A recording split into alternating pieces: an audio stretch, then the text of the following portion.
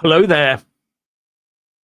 Now, 6 people, including, as I understand it, a police officer, were injured, one of them very badly, when a car mounted a pavement in the Gesundbrunnen area of Berlin. And due to past experiences, the response of the German authorities was extremely heavy. Now, the authorities say they have no reason to suspect that it was a terrorism-related event, that there had been 4 arrests at the scene, the driver and 3 passengers, and the driver is reportedly a teenager without a license who was trying to escape from the police. But of course, social media is a swirl with rumours about who and why and where the driver came from. Now, why would those sorts of rumours be circulating, Richard? Jeff, okay. So this is yet again another one of those incidents where we can't actually say anything. We can't speculate. So this is going to be a very interesting video. I mean, what do we know? We know that something has taken place that looks very similar to other events that have taken place in Germany quite recently. And we know what the outcome of those were. And we know the motivation behind a lot of those. So, okay. So at this point, what we have to do is not come to any logical conclusions and not look at anything that is in any way a probable outcome and a probable motive. What we need to do is be good boys and girls and not speculate. Okay? Speculation is dangerous. As we know, you can get arrested for speculating in Great Britain. And I think you can get arrested for it as well in Germany. So, Jeff, we are not allowed to speculate in any way, shape or form about what has happened in Germany, other than we know that a car has ploughed yet again into a crowd of people. Yes, and it does look very much like very similar incidents that have taken place recently. So, Jeff, what do you think? Well, it is very strange, isn't it? And of course, people will jump to conclusions and they will sort of speculate about what's going on and wonder whether this is once again another incident of the same as they've seen before. And it's going to take a lot for them to be convinced otherwise, because the authorities have a way of responding in a way that always seems to sort of elicit more suspicion than it does to allay those suspicions. So we just never seem to know what to believe, when to believe, and who to believe in any of this. I mean, I think we had a conversation about this earlier, didn't we? About when you see certain things, you assume things, don't you?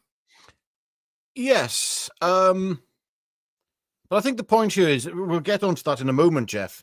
But the Right. one thing which we have to think about here is that the authorities need to act very quickly and allay any fears that it could be an act of terrorism if it's not. And they need to, just come out and say a few things just to make sure that it isn't. I know they have said that it's not terrorism, but as we found out, I mean, that was said about Southport, wasn't it, initially? Yeah. So the people out there are not too convinced with what the authorities tell them unless there's a bit of meat on the bones. So they need to put a bit of meat out there just to calm things down, because, again, Germany's a tinderbox. How many more of these events, these cars ploughing into people, will it take until things start Something turning more happens. unpleasant in Germany? And why is it happening now? Why are these attacks continuously happening? Now, going back to what you said about people coming to conclusions and drawing parallels, because we had a little chat earlier, Jeff, about Mohammed Zia Youssef, now, who is the chairman of Reform and also co-owner of the company that sort of overarches Reform, as I'm led to believe. Is it called Reform 25? Is it? No, Reform 2025, and the Yes. 2 officers, the only 2 officers named in that company are Nigel Farage and Mohammed Zia Youssef. Yes. Yes. Now, the reason that again, this is just totally unrelated, but a conversation that we had earlier, because Nigel did mention that he found a lot of racism was being thrown at Mohammed Zia Youssef. And it now appears as if It is racist to criticize Mohammed Zia Youssef, and to me that is racist. That is racist. If you're going to use racism to stop you criticizing somebody, that in itself is racist. But the point here is very simple. It's called association. Now, if people are getting racist about Mohammed Zia Youssef, we need to understand what's going on. Why is there this racism in this country? And we need to understand the thinking behind this. Not that there's any way to justify any form of racism. That's the first thing that has to be established, okay, before we go any further in this conversation. But if your name is, for instance, here's some more hypotheticals. If your name, for instance, was Adolf, Jeff, who do you associate that with? Well, Adolf. Yeah, exactly. Yes, the leader of Germany in the middle of the last century, first person that springs to mind, and all the horrors that went with it. Yeah. Okay, so what if I mention the name Castro?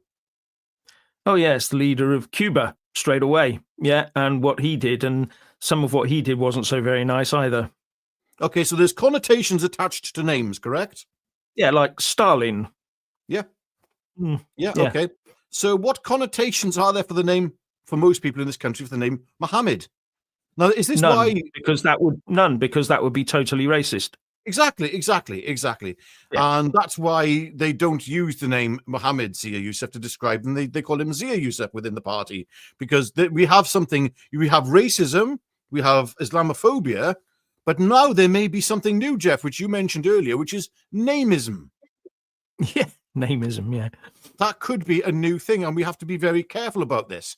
So we have to be very careful to understand that words and names now are being weaponized potentially. So I have to say that there are connotations. So when people in Germany are seeing attacks like this, immediately the connotation is, oh, where have we seen this before?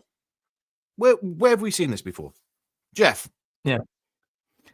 At the end of the day, as the recent fire at an electricity distribution station that serves Heathrow shows, as soon as it happened, everybody's first response was the worst.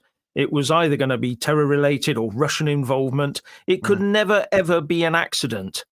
And when the official report does come out, it will say it was an accident. But no one will believe them because of what's been going on in the past and the way that the authorities have reacted to all of this. Human nature has a defense mechanism built into it to protect people against risks that their own experience tells them is dangerous. Yes. And that is the mechanism that the authorities believe they can just legislate away or force out of us with fear of cancellation or imprisonment.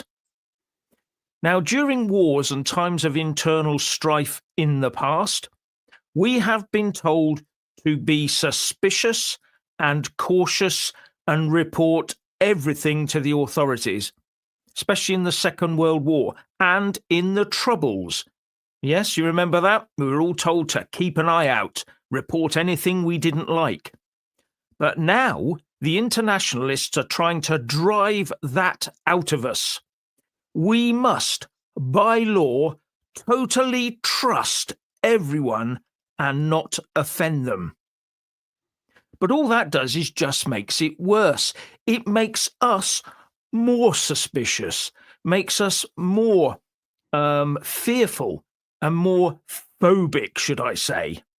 And only experience will change people's attitudes, not going around ordering us to wait until the authorities have glossed it all over before we're allowed to say anything. That is not going to get them anywhere. Legislative bullying only drives suspicion and resentment in deeper. And if it never existed in the beginning, legislative bullying will create it. And that's what's happening here, I believe.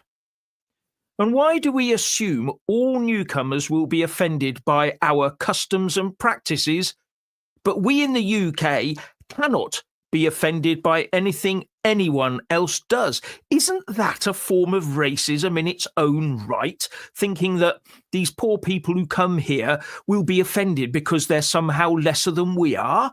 Is that what it is? Is that what they're saying? Is that the official narrative? Really, it does need a lot of tidying up, this lot does. And trying to force that notion on us also creates more division than it prevents. You'd almost think that the UK uniparty, WEF-driven establishment was hell-bent on forcing the UK population to drop its own culture and beliefs and assimilate with those of the newcomers. Wouldn't you? Well, this isn't just Britain. This is right across Europe. It's the same fear. Correct. It's the Western society. I mean, luckily, I think America right now has a reprieve from this, a temporary one, of course, unless until, I should say, the hideously inevitability of another Democrat government coming into power arises. But yes, we are all stuck in the same position. I don't know what comes next, to be honest with you, Jeff. As I said, going back to, there is a link here, and I'm not picking on Mohammed Zia Youssef in any way, shape, or form, but let's get to the crux of this. Why there may be potentially racism attached to him, and it could be because of his name, and that's very unfortunate, because I don't know him. He might be a lovely chap. I don't like what he's done in reform, etc., but I don't know the man, and it's very difficult to throw mud at somebody if you don't know them directly. Yeah. You judge people though by their works and their fruits, and that's another side. So that's I think that's fair game. But again, the name Mohammed has got too many connotations right now for people across Europe, negative ones, and that's a very sad thing, and it has to be realized. We can't say that's not a reality, because it is a reality. Yeah. And it's not racist either to say, because I have family members who are called Mohammed, funnily enough, biological family members. Yeah. So please don't accuse me of being racist. My own father has a very Muslim name, to be honest with you. So I don't need to hear that rubbish.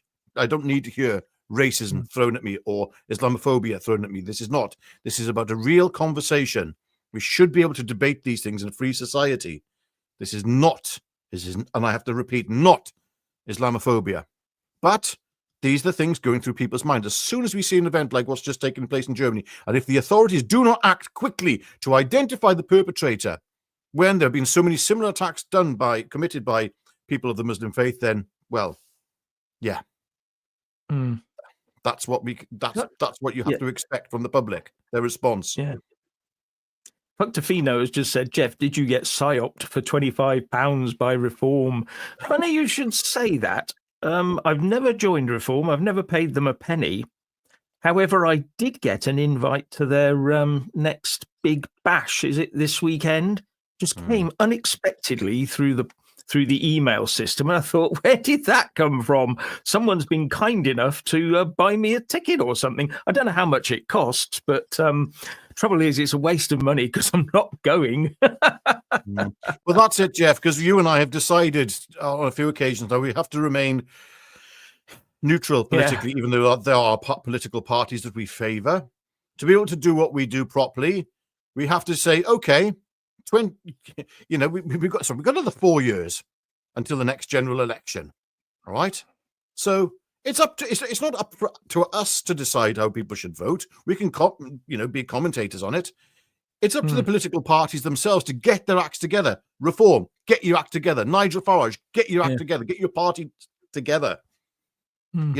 These are things that it's up to everybody else. UKIP, get your act together. All of you. This new party potentially coming with Ben Habib and Rupert Lowe. It's up to them. It's nothing to do with us. We can commentate on it, and we can push certain things if we feel that they deserve to be, talked about. That's fine. I think it's fine to celebrate. That's an alleged party. That's an alleged party, by the way. Yeah, well, I mean, this part. I mean, it's been mooted around quite a bit on social media. We don't know if it's going to any fruition is going to come of it. But if it is, then it could be a wonderful thing, and it could be worth investigating. Yeah, I don't know. Red-pilled NPC says, let's have digital ID to stop this. Yes, of course. I like the laughing emoji. That tells us that exactly what we don't need is digital ID. Yes. So there you go. I mean, it's already here. I mean, facial recognition software is It's already here. That's it. We are digitally recognized wherever we go now. Even if we don't like the thought of it, it does happen. The cameras instantly can tell, local authorities who's doing what. Natasha Tin says, waiting for Ben and Rupert to form a new party. Hope they do. Done with the reform. Yeah, that's quite a big message. I'm just standing on the sidelines now, looking at social media, newspaper comment sections, and there's a lot of brickbats out for Nigel and crew at the moment because of what's been going on. And it's I think, to be honest, they've only brought this on themselves. That's my view. Overreaction, sort of, to Rupert Lowe, possibly. I mean, you could argue that Rupert Lowe did stir the pot a bit in the Mail a day before or so, but surely that could have been dealt with. Come on, Rupert, just put out something to explain yourself, and it would have all have gone away. Or maybe they could have said, we've agreed on a way ahead or something. But it was an all-out attack, as far as I can see. But at the same time, Rupert did say that, he felt he had no other option other than to speak his mind in the press, because he had attempted on numerous occasions to get a decent dialogue with Farage, and he was continuously turned away. And here's another thing as well. Wasn't it in The Spectator that there was a poll done to show that I think it was 60-odd% of Reform voters now want Rupert Lowe to lead the party, as opposed to 20-something% of wanting Nigel Farage to lead Reform. So I don't know. I think that was the case. Please, correct me if I'm wrong. The thing here, though, is that those are probably Reform voters and long-term Reform supporters who joined Reform because they believe more in the sort of things that Rupert Lowe wants. Nigel Farage is after what he thinks is the centre ground of politics, where people don't have any view on immigration, they don't have any view on remigration, they don't have any view or a negative view on those things. So you've got to take them in, and you've got to attract them in. The trouble is, when you attract them in, you've got to attract them in with those types of policies, that you're not going to do things. You're not going to leave the ECHR. You're not going to oppose the UN or anything like that. And you just end up becoming another Tory party, another Lib Dem, and another Labour Party. I'm afraid that's the truth. If you're thinking you're attracting those type of people, you need those policies that will attract those type of people. But I think you'll find that the centre ground has moved to what the lefties would call the right, when in actual fact, I think the window has moved back to the centre, where sensible people say, no, I don't like all of this happening in this country. And that's where I think we're at. And I think politicians in the Westminster bubble have lost the complete idea of where the centre of politics actually is in this country. They think it's in everybody's welcome, open door, open more hotels, and the taxpayer will pay. That's what they're thinking. Because they're talking to big business and the people who are pushing this nonsense. They're not talking to ordinary people who don't want it pushed. So, I don't know. That's my view. I think the centre ground of politics is a big leap away from where general politicians in Westminster think it is.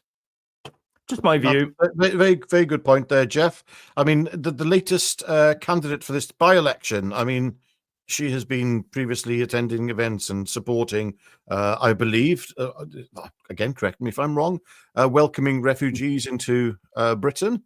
And I believe she was also kicked out of the Tory party.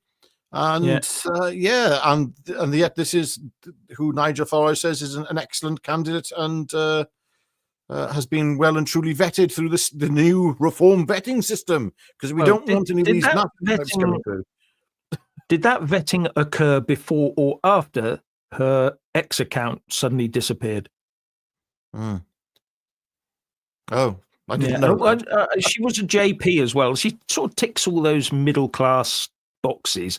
Nice to everybody, JP, probably, and all the rest of it. I just looked at it and I thought, I think you've made a mistake there, Nigel, but that's just my view. And it will be interesting to see who enters the fray. I think a name will come up that will surprise a lot of people. A name will come up, I'm sure of it.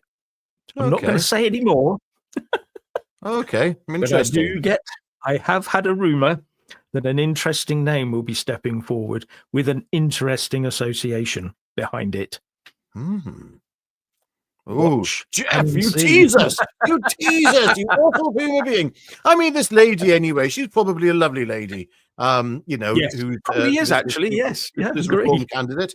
I'm sure she's absolutely lovely and wonderful person, and we shouldn't criticize. We're just a pair of grumpy old gits there, Jeff. That's what I think. Yeah, And we Waldorf need and Statler. yeah, well, we get called that all the time, but I mean Yeah. Yes. Oh dear.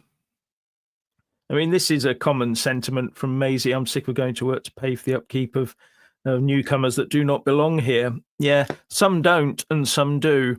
As I've said before, we do have a major, major problem in this country in that life is so expensive, life is so difficult and complicated, and we're always being told that new babies means carbon emissions go through the roof and we'll all die. So people in this country are not having children, and our replacement rate is 1.44 children per couple. So But we're who not would want to replacing bring children ourselves. into the modern Britain? Who would want to? It's awful. Well, exactly. And if you don't You- bring children into No. modern Britain, in 20 years' time, there won't be British children to train as doctors, architects, nurses, Yes, but and all the rest of it. Jeff, If they're not here, they'll be replaced. we know though, Jeff, we have doctors and nurses crossing the channel en masse to help out the NHS, and But that's the whole point, isn't it? That's what governments do. Well, if you're not going to have them, we'll bring them in. Because in 70 years' time, our youngsters will all be queuing up in the hospitals and the Yes, care homes, needing nurses, doctors, and care workers. And if we have to import them, we'll just import them, and that's what we're doing. Jeff, my point here is that our hotels are filled with doctors and nurses. Yeah. They are currently, some of them, most of them, unqualified doctors and nurses, but many of them want to be doctors and nurses, and they are making moves now to train, as we know. They're doing their damnedest to make sure that they become doctors and nurses, and that's the truth of the matter. And if I'm wrong, then I'm racist, and I must be racist anyway, because yes. Anyway, nothing to see here says they all want to be YouTubers. Well, they can go away. We don't like the competition here, you know. We were here first. We are today.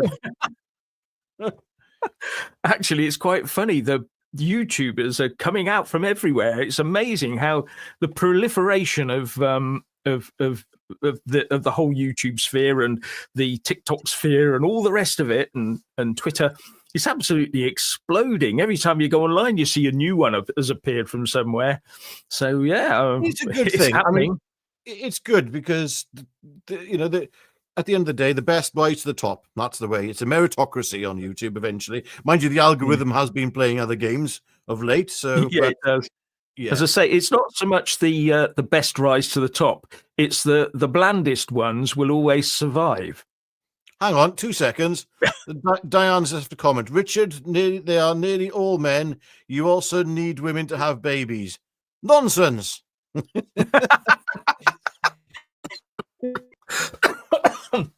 That's a good one. Yes. Nonsense. Yes, of course you don't in the modern world. No. No, I know. Free already. Yes. But oh dear. Someone said on here the average size of a certain demographic family is between 5 and 7. I won't complete the sentence, but 5 and 7. Yeah, it's quite funny, though, that they're finding that when people have moved into the UK, after 1 or 2 generations, their birth rate drops as well. That's why we constantly need... It's not like one demographic comes here and suddenly a big explosion just within them. It might happen as through one generation, but it doesn't continue. That's why we're always importing people, because our birth rate is dropping in the UK due to the way we run our lives, the way we're taxed, and the way that we expect 2 people to go to work just to survive in their own house, let alone have children. And that's got a big thing to do with it. so people don't have children. And even if you did have children, too, if you go to work, you'll find that your childcare costs are high. And if the taxpayer comes in, then they tax the workers to pay for it. So it's not family friendly. This country is not family friendly in the way that you would expect it to be. No. In fact, it's almost like it doesn't want you to have children at all. But that's just my view. It's not work friendly either, though. I mean, hasn't Trump just come out and said that overtime now is tax free? You don't pay any tax on overtime. I'm not sure if that came out as a policy. He did mention that in 2024 and said, but I'm not sure he's actually done it this time. I think someone picked up on an old tweet. No, I may I'm be not sure. wrong. Yeah, I'd have to check that one up. I did see it somewhere, but it was we need told, to educate ourselves, Jeff. We need to research more. We're not doing enough. 12 hours a day is not enough. 12 hours a day research isn't enough. Yeah. Oh, dear. Never mind. Anyway.